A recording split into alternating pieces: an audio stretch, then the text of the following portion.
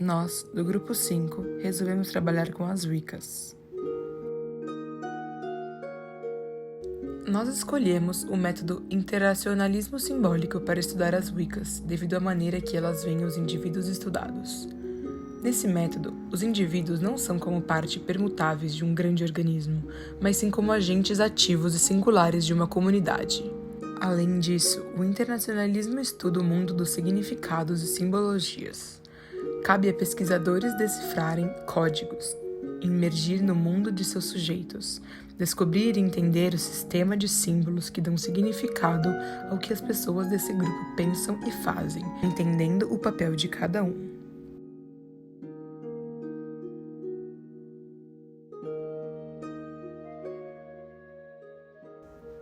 As Wiccas têm sua origem na Inglaterra no início do século XX. Um dos pioneiros foi o Gerald Gardner, que alegava ter resgatado uma antiga tradição religiosa da bruxaria com raízes pré-cristãs. Gardner, na época, chamava a religião de bruxaria e seus seguidores Wicca, apesar da palavra bruxaria abranger um círculo bem mais amplo e universal de práticas mágicas do que o englobado pela religião wicana. Foi só a partir da década de 60 que o nome foi normalizado para Wicca. Gardner foi iniciado no New Forest Coven em 1939, antes de formar sua própria tradição, mais tarde chamada Gardnerianismo. Na década de 1920 e na década de 1930, a egiptóloga Dra. Margaret Murray publicou diversos livros influentes detalhando suas teorias de que as bruxas e bruxos caçados durante a Idade Média não eram, como alegavam seus perseguidores cristãos, adeptas ao satanismo, mas simpatizantes de uma religião pagã pré-cristã. A partir da década de 60 e 70, a bruxaria começa a ser representada de forma mais leve em alguns programas de televisão, como A Feiticeira, uma das séries mais populares dos anos de 1960, que conta a história de Samantha Stephens, interpretada por Elizabeth Montgomery, que além de ser uma dona de casa, é também uma bruxa capaz de fazer algumas mágicas com uma torcidinha no nariz. Mas foi nos anos de 80 e 90 que as bruxas foram amplamente exploradas nas séries, filmes e desenhos. Entretanto, elas eram representadas sempre de forma muito estereotipada. Grande parte das vezes, eram mulheres voando sobre suas vassouras, usando chapéu pontudo e verrugas pelo rosto.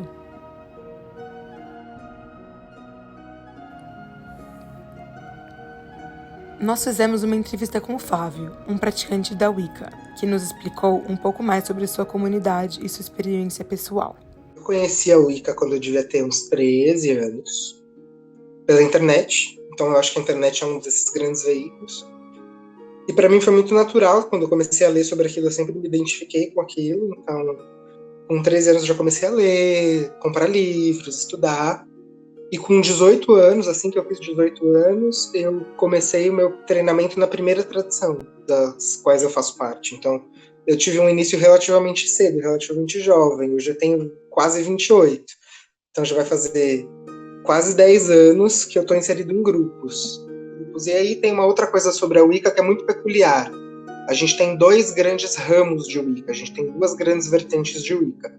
Por um lado, a gente tem o que a gente chama de Wicca iniciática, em que as pessoas são iniciadas dentro de covens, recebem um treinamento formal, passam por graus de desenvolvimento, e aí elas recebem autonomia para criarem os seus próprios grupos. Então isso é uma vertente da Wicca, só que paralelamente a isso a gente tem uma outra coisa chamada de Wicca solitária, Wicca eclética, que é uma Wicca pessoal e individual, em que as pessoas podem criar seus próprios grupos, celebrar seus próprios rituais, sem que elas precisem passar por uma iniciação ou receber um treinamento formal. Então, isso torna a Wicca muito livre. E por isso é muito difícil da gente dizer exatamente quantos grupos a gente tem. Sobre os rituais, Flávio nos contou que a religião Wicca tem uma grande preocupação em não comprometer as crianças com a religião, pois para os Wiccas trata-se de um chamado. Assim, eles respeitam muito a liberdade de cada um. Quando as crianças nascem nessa comunidade, é uma celebração que apenas abençoa e apresenta essas crianças a todos, pois elas serão responsabilidade da comunidade como um todo, mas isso não significa que ela é comprometida com a fé. Além desses rituais, de apresentação, as Wiccas têm outras 21 celebrações em seu calendário que festejam o ciclo da Lua e do Sol, sendo elas 13 esbás celebrados em noites de lua cheia e 8 sabás que observam as paisagens das estações do ano. As Wiccas podem celebrar outras fases da lua e outras passagens do ano. No dia a dia, os rituais de cada bruxa e bruxo é algo muito pessoal, mas de forma geral são usados meditações e estudos.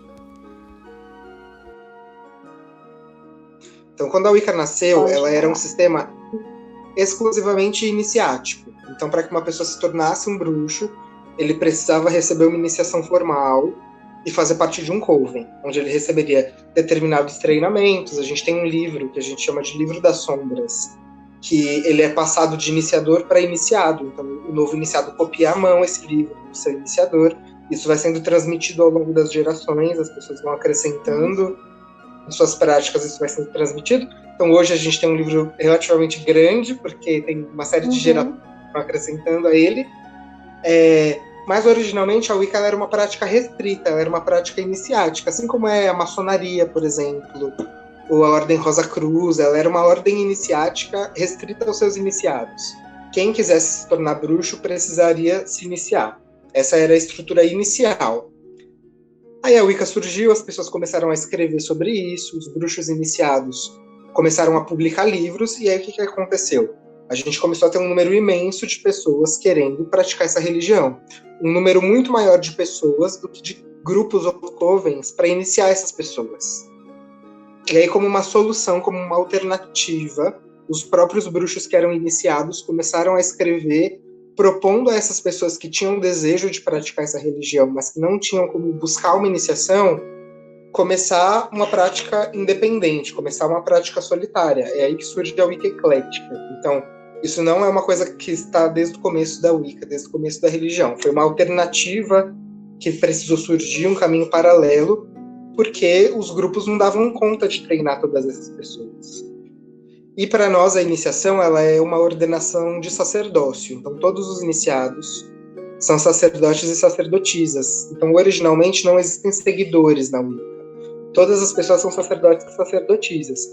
Com o surgimento dessa Wicca eclética, sem a iniciação, aí a gente cria uma outra classe para essas pessoas que são praticantes. Então são praticantes de bruxaria, praticantes de Wicca.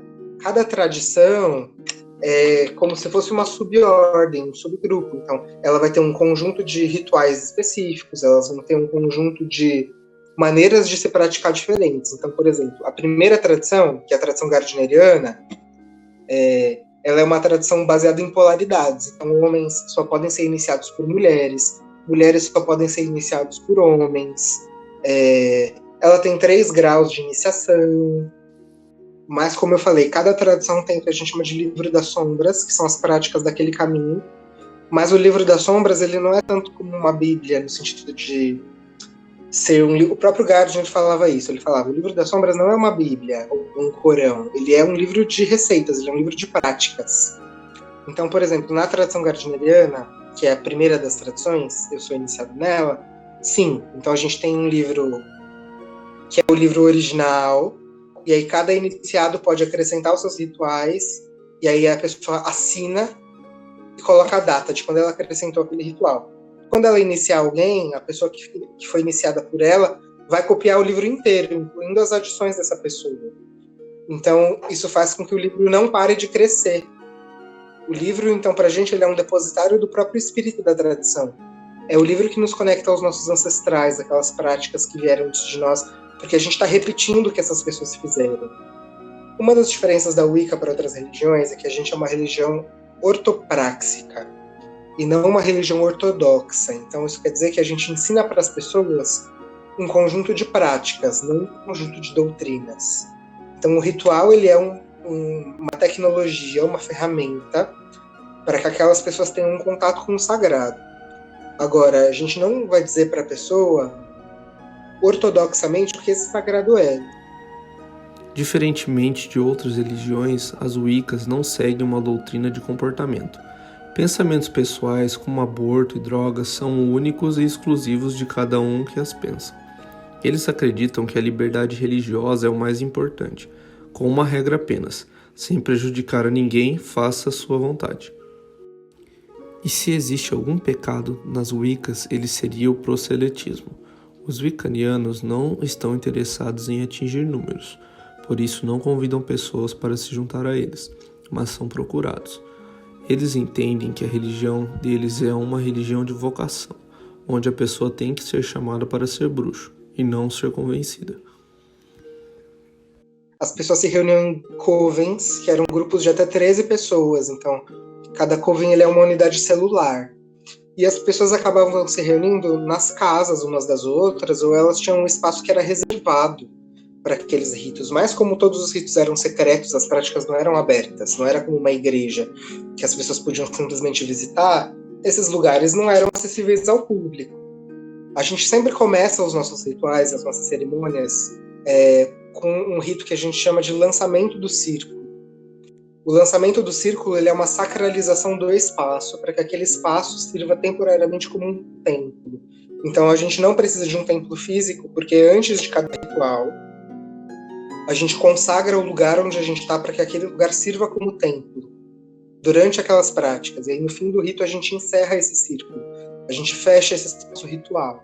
Mas existem hoje alguns templos que são abertos à visitação. Então aqui em São Paulo, por exemplo, a gente tem o Santuário da Grande Mãe, que fica ali na Vila Mariana. Depende muito de quais tradições se segue dentro das Wiccas. Por exemplo, na tradição gardneriana, existe uma deusa e um deus, cujos nomes são secretos e somente os iniciados conhecem. Já na tradição diânica, tem-se a ideia de que todas as deusas são a deusa, de que todos os deuses são o deus. Assim, depende-se muito de qual panteão as pessoas mais se familiarizam, podendo ter uma ênfase mais egípcia, céltica, xamântica, nórdica ou germânica, até mesmo podendo ter uma prática completamente livre, onde deixa bem claro que a religião é bem flexível, tendo rituais completamente diferentes.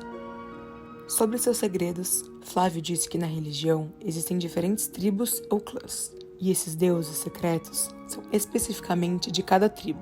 Portanto, esses nomes só interessam para os indivíduos daquele clã, já que esses são deuses que protegem esse clã e estarão presentes em seus rituais. Eu diria que um dos principais problemas para a Wicca hoje, e talvez seja muito ruim eu dizer isso, mas é verdade, seja essa própria estrutura completamente livre da Wicca, em que a gente tem muitas pessoas hoje, por exemplo, escrevendo livros, falando sobre Wicca nas mídias sociais, com canal no YouTube, publicando coisas em sites, que são pessoas que não têm o preparo que elas deveriam ter para assumir esses lugares públicos. E isso acabou criando, não só aqui no Brasil, mas é uma coisa que a gente discute bastante na Wicca dos Estados Unidos, por exemplo. Isso acabou criando uma imagem pública do que é a Wicca que é muito distorcida daquilo que a gente realmente faz. Então hoje a gente tem uma imagem pública de que a Wicca é uma coisa super fofinha, que ama a natureza, que abraça as árvores. E aí muitos bruxos que são iniciados, que são muito inteligentes, que são muito... tem muito gabarito para falar, eles acabam preferindo nem se nomearem como bruxos publicamente, justamente porque tem essa imagem pública que não é uma imagem negativa, mas é uma imagem romantizada do que é a bruxa, do que é a Wicca, como uma coisa completamente fofinha. Atualmente, se inserir em qualquer comunidade é fácil, mesmo com a distância geográfica, devido à facilidade de uso pela internet. Com a religião Wicca, isso não seria diferente, tendo um papel essencial de disseminação e compreensão dessa religião. Existe até mesmo um livro que aborda essa conexão. O nome é Wiccas na Internet. Então eu não acho que a gente enfrente um grande preconceito no sentido da sociedade. Talvez com as religiões mais conservadoras, que agora estão se dando conta de que a Wicca existe, de que ela tem um apelo às pessoas jovens, porque a imensa maioria das pessoas que se aproximam da Wicca são jovens. Eu mesmo comecei tudo isso, era uma criança. Mas eu acho que hoje a gente talvez tenha um preconceito por tabela dessas religiões dominantes e que perseguem, por exemplo, religiões de cultura afro, candomblé, umbanda. E é muito interessante, porque eles acabam chamando a gente que é bruxo de macumbeiro e as pessoas que praticam essas religiões de bruxo. Então eles colocam todo mundo no mesmo balaio e combatem essas outras religiões, essas outras fés que não são monoteístas. E sobre preconceitos, tem várias histórias. Então, já tiveram rituais públicos do passado, por exemplo, em que chamaram a polícia para o ritual ser interrompido no meio. A gente já sabe de encontros abertos que aconteceram em outras cidades, por exemplo, em que as pessoas simplesmente estavam reunidas num parque ou num lugar público para discutir, para debater, como pessoas normais no parque. Mas como esse encontro foi divulgado, teve um momento em que um ônibus cheio de pessoas evangélicas desceram para rezar contra a bruxaria. Fizeram um círculo em volta dessas pessoas. De uma forma geral, em nosso trabalho, conseguimos concluir que as Wiccas são uma religião muito mais complexa do que a mídia representa. Além disso, descobrimos, ao conversar com um Wicca, Flávio, que muitas vezes as pessoas representam as Wiccas como as bruxinhas da natureza, o que pode inferiorizar a importância dessa religião, assim como todas as outras. Mas, além dos estigmas, nossa conversa falou muito sobre os rituais e a liberdade que os praticantes têm, sendo um dos fatores por atrair muitas pessoas jovens, e por isso a Wicca é uma religião que cresce em visibilidade a cada ano. Gostaríamos de agora agradecer ao Flávio pela ótima e super completa entrevista. Ele foi muito solícito e nos ajudou profundamente na execução do trabalho. Gostaríamos também de agradecer ao professor Eduardo Benizati pela oportunidade de estudar as Wiccas e seus costumes. Foi bastante enriquecedor para todos os membros do grupo. E por fim, agradecemos pela atenção de todos. Muito obrigada!